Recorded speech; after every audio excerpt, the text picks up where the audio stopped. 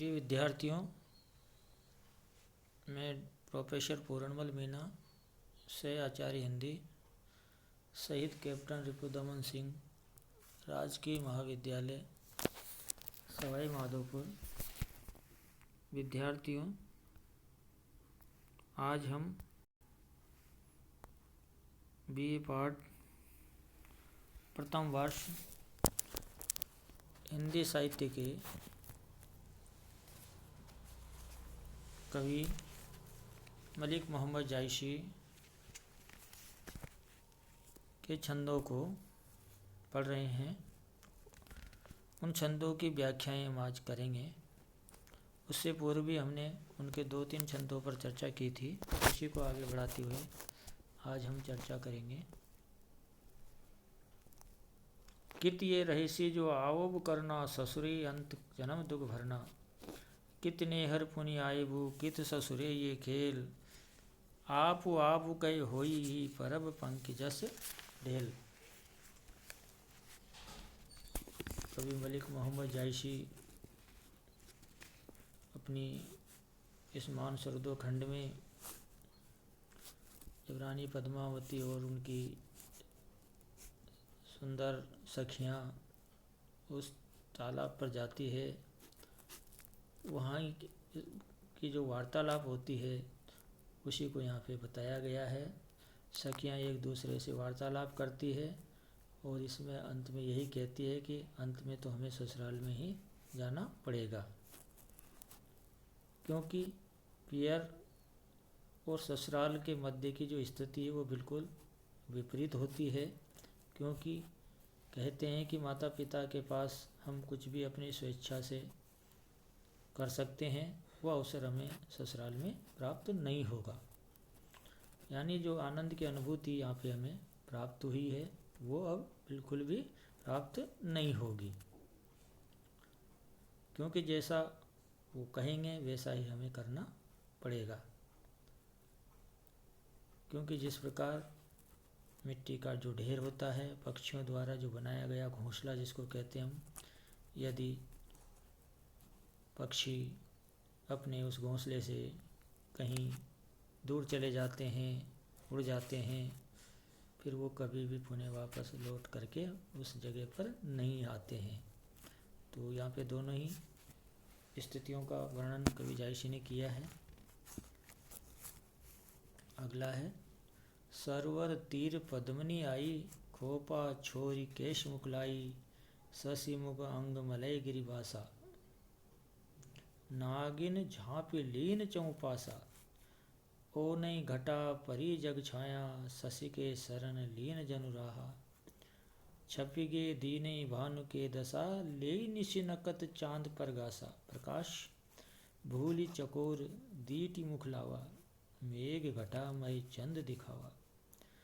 दशन दामनी, दांतों से है हमारा, कोकिला भाकी। भाकी शब्द जो है राजस्थानी का है विद्यार्थियों। भाकी शब्द को हम भाषा का प्रतीक माना जाता है। कोयल की जो वाणी भाषा। भोए धनुक गगन ले राखी, नैन खंजन दुई केलि करेही। कुछ नारंग मधुकर रस लेही, सरवर रूप विमोहा। ये हिलोरई लेई, पाँव छुए मकु पावा। यही मिस लहरई दे।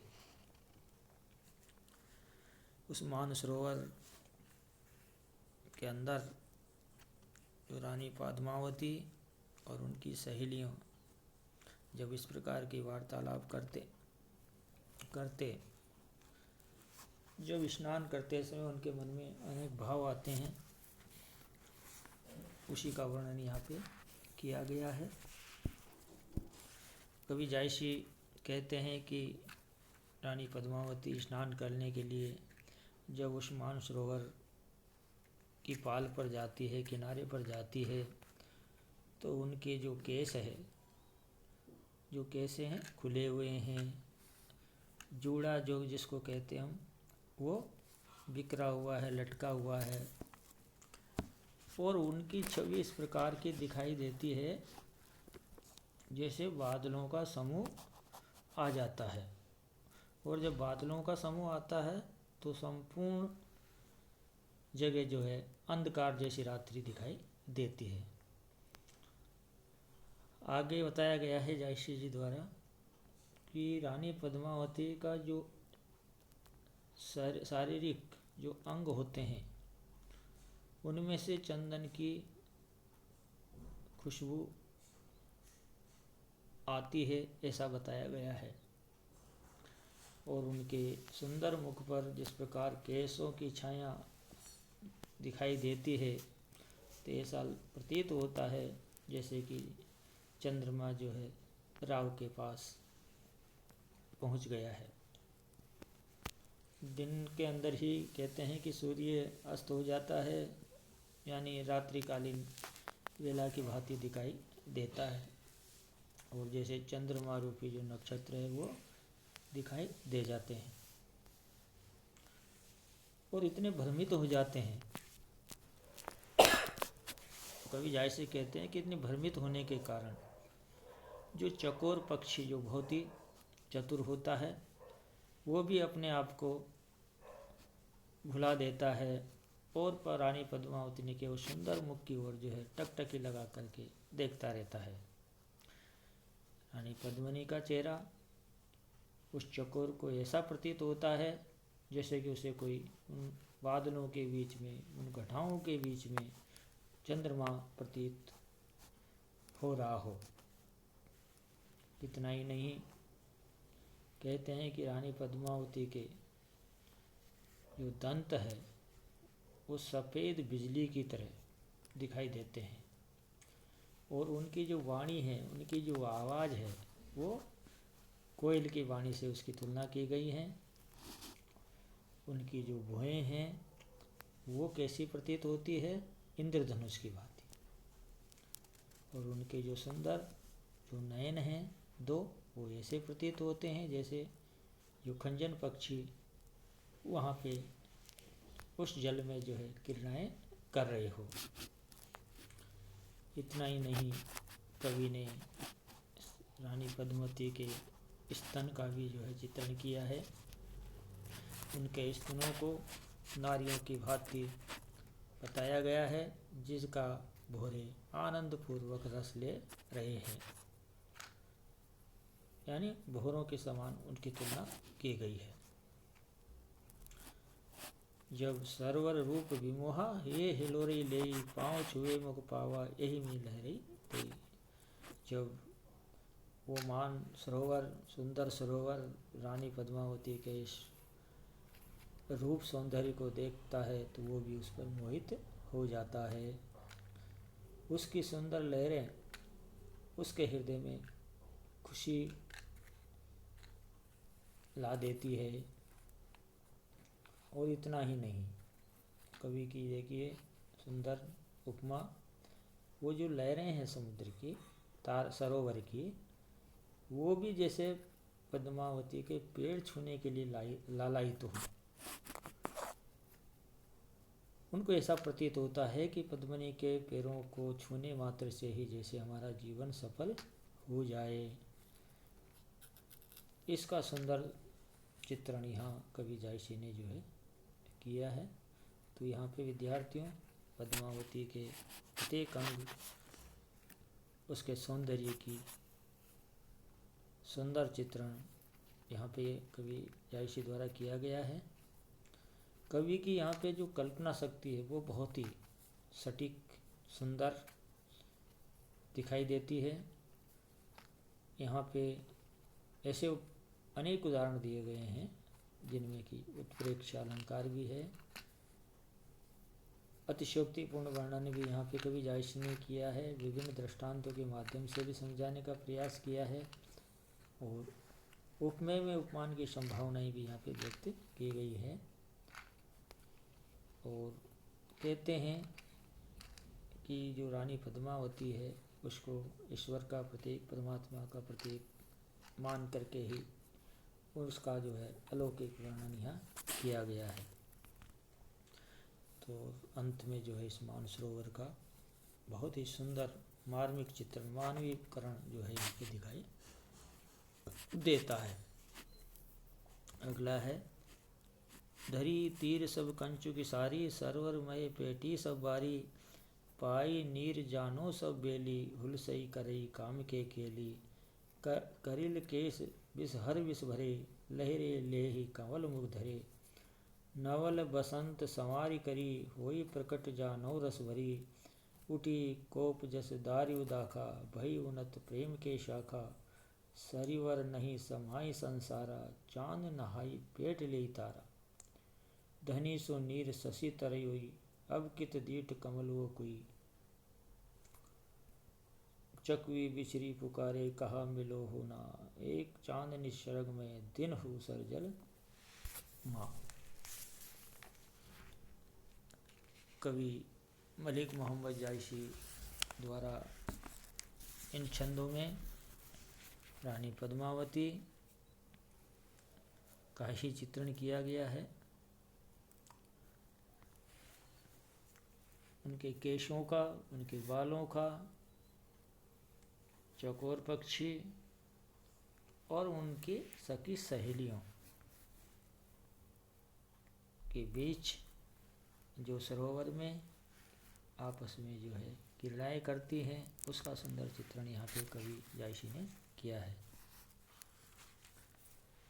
कहते हैं कि जो रानी पद्मावती है वो सरोवर में स्नान करने के लिए जाती है, तो उसके साथ ही उनकी जो सुंदर सहेलियां हैं, सखियां हैं, वो भी प्रवेश करती है और अपने वस्त्रों को, जिसको चोली साड़ी ब्लाउज जो भी है, वो वहाँ पे पाल पर किनारे जो है वो रख देती है और पानी में जो है क्रीड़ाएँ करने लगती है। कहते हैं कि रानी पद्मावती और उनकी सहेलियों के जो केस थे वो काले प्रतीत होते थे, जैसे सर्प के समान दिखाई दे रहे हो, और ऐसा ही नहीं, जब पानी में लहराते हुए दिखाई देते थे तो जैसे कि मानो जैसे कमलों के मुख पर रखकर लहरें जो है आनंद ले रही है। वो सखियाँ ऐसी प्रतीत होती है जैसे नवीन वसंत ऋतु का दृश्य दिखाई देता है। इतना ही नहीं, कई जायसी कहते हैं कि उन दो सबके बीच में जो प्रेम की भावनाएं हैं वो भरी हुई है, और इसी कारण से जो मानसरोवर है वो भी खुशी के मारे जो है अपने आप को नहीं रोक पाता है। उसको जो सुंदर सखियाँ उस सरोवर में स्नान करती है तो उसे ऐसा प्रतीत होता है जैसे कि स्वयं भी सरोवर जो है चंद्रमा को साथ लेकर के उसमें स्नान कर रहा है। इसलिए उस सरोवर का जो पानी है वो भी धन्य है, यानी कि चंद्रमा और तारे भी उसमें आकर के समाहित हुए हैं, वो भी आनंद ले रहे हैं। इसलिए यहाँ पे वहाँ पर जितने भी कुएं कमल दिखाई देते थे वो कहीं भी अब दिखाई नहीं देते हैं। ऐसी परिस्थितियों में कहते हैं कि जब चकवी बिछड़े पुकारे कहाँ मिली हो ना, एक चांदनी सरग में दिन दूसर जल माँ। चकवी अपनी प्रेमी से बिछुड़कर उसे पुकारती है और कहती हैं कि शायद ही हमारा मिलन होगा, क्योंकि अब तो चंद्रमा ही दिखाई पड़ रहा है। तो यहाँ पे चंद्रमा को एक तो रात्रिकालीन बेला में दिखाया गया है, तो दूसरा दिन में, जैसे उस सरोवर में ही विद्यमान हो। ये रानी पद्मावती के सौंदर्य का ही प्रतीक है। तो यहाँ पे कहते हैं कि रानी पद्मावती चंद्रमा का प्रतीक है और उसकी जो सखियाँ हैं, सहेलियाँ हैं, उनको तारों के समान यहाँ पे स्थापित किया है।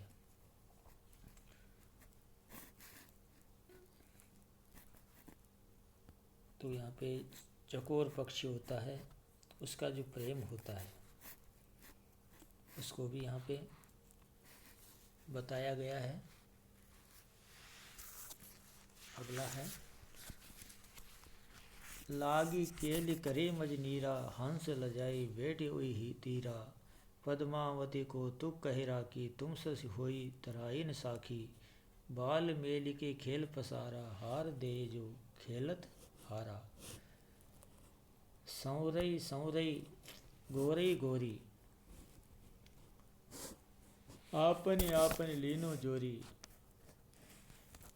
बूझी खेल खेलऊँ एक साता, हार न होई पराए हाथा, आजऊँ खेल बहुरी कित होई, खेल गए कत खेले कोई, धनी सो खेल खल से पेमा, रउताई ओ कुसुन खेमा, मोहम्मद बाजी प्रेम के, जो भावे त्यों खेल, तिल फूलई के संग जो होई फुलायल तेल। मलिक मोहम्मद जायसी द्वारा इस मानसरोवर खंड के अंतर्गत उस मानसरोवर का बहुत ही सुंदर चित्रण यहाँ पे किया गया है, जिसमें रानी पद्मावती और उनकी सखियाँ जो है स्नान करती हैं। उनका रोज स्वरूप वो किस प्रकार दिखाई देता है उसका भी वर्णन यहाँ पे किया गया है, और उनकी क्रीड़ाओं को देख करके किस प्रकार से वहाँ पे जो पक्षी है, हंस है, किस प्रकार से आनंदित होते हैं, वो भी उसकी सुंदरता को देख करके कहते हैं कि लज्जावान हो जाते हैं। तो कवि जायसी ने इसी सुंदर चित्र को यहाँ पे उपस्थित किया है। जब रानी पद्मावती और उनकी जो सखियाँ हैं वो वहाँ पे जल के अंदर क्रीड़ाएँ करती है, तो कहते हैं कि उस मानसरोवर में हंस भी लज्जाईमान होकर के उस पाल पर आके बैठ जाता है, किनारे पर आकर के बैठ जाता है, जैसे कि उनको एक दूत के रूप में वहाँ पे पाल पे बिठा दिया गया हो, और ये कहा गया हो कि आप हमारी क्रीड़ाओं को देखिए, रेफरी जिसको कहते हैं कप, उसकी तरह जो है वहाँ पे उसको बिठा दिया गया हो। और ये भी बताया गया है जायसी द्वारा कि जब सखियाँ और पद्मावती एक दूसरे के बीच में जब क्रीड़ाएँ करती है तो खेल ही खेल में कुछ शर्त भी लगा देती है, और यहाँ कह देती है कि यदि कोई बूझ खेल खेलऊँ एक साथा, हारन होई पराए हाथा, यदि आज हम खेल ही खेल में यदि हम हार जाएं, अपना हार भी यदि तुम्हें दे दें, तो क्या होगा, जो सांवली मनोहर और गौर वर्ण की सब अलग अलग दिशा एक तरफ हो जाएगी और अपना समूह बना लेगी। और इस प्रकार की हमें समझ भी रखनी होगी ताकि एक दूसरे के हाथों हम हार न माननी पड़े, क्योंकि ये खेलने का जो अवसर है आज हमें प्राप्त हुआ है, फिर न जाने कब होगा, क्योंकि हम सब एक दूसरे से बिछुड़ जाएंगे। इसलिए इस क्रीड़ा के समाप्त हो जाने पर हम कैसे खेल पाएंगे। और यहाँ देखिए खेल भावना का भी जो है चित्रण किया गया है जायसी द्वारा कि खेल वही सर्वश्रेष्ठ माना जाता है जिसमें खेल की भावना से प्रेम पूर्वक उसे खेला जाए, क्योंकि खेल में कभी भी कोई भी हार या जीत नहीं होती है। इसलिए मलिक मोहम्मद जायसी ने कहा है कि प्रेम की जो बाजी है, जो अवसर है, जितना आप उसमें आनंद की अनुभूति कर सकते हैं करनी चाहिए, क्योंकि कहते हैं कि फूल के साथ जैसे तेल भी होता है और फुलेल भी होता है, दोनों में प्रेम का भाव बना रहता है, उसी प्रकार खेल में भी प्रेम की भावना होनी चाहिए। तो इसमें कवि जायसी ने खेल को अधिक महत्व बताया गया है और कहते हैं कि प्रेम ही ईश्वर का भी प्रतीक है, हमारा जो जीवन है, मनुष्य जीवन है, वो खेल की भांति है। इस प्रकार का चित्रण यहाँ कवि जायसी ने इसमें किया है। विद्यार्थियों, आज हम इतना ही। अगले छंद पर हम कल चर्चा करेंगे। तब तक के लिए नमस्कार।